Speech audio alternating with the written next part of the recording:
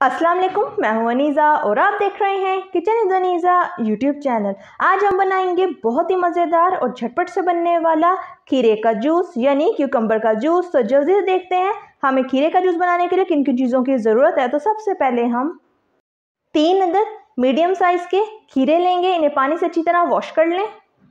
2 गिलास पानी,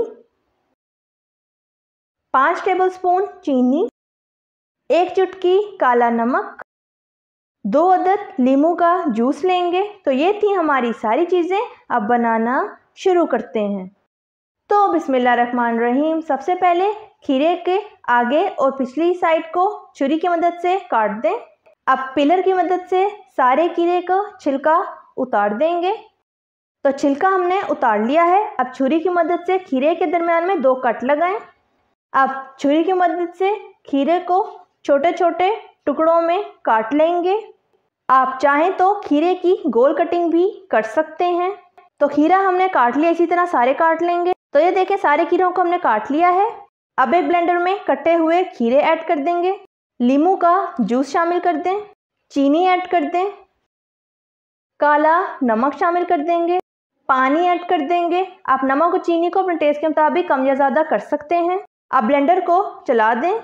तो जूस हमारा अच्छी तरह ब्लेंड हो गया। अब ब्लेंडर उतार लेंगे। अब एक बाउल पर छलनी रखेंगे और खीरे के जूस को छलनी की मदद से अच्छी तरह छान लेंगे। अब चम्मच की मदद से खीरे का जूस को अच्छी तरह छान लें। तो जूस हमारा अच्छी तरह छन चुका है। अब इसे साइड पर कर लेंगे। जूस को हम जग में निकाल लेंगे। आप प्यारे प्यारे ग्लासेस में बर्फ़ ऐड करें, खीरे का जूस ऐड करेंगे। तो दोनों ग्लासेस में खीरे का जूस हमने डाल लिया है। अब ग्लासेस की प्यारी सी गार्निशिंग कर लेते हैं। अब अम्ब्रेला स्ट्रॉस और खीरे और नींबू के स्लाइसेस से गार्निशिंग कर लें।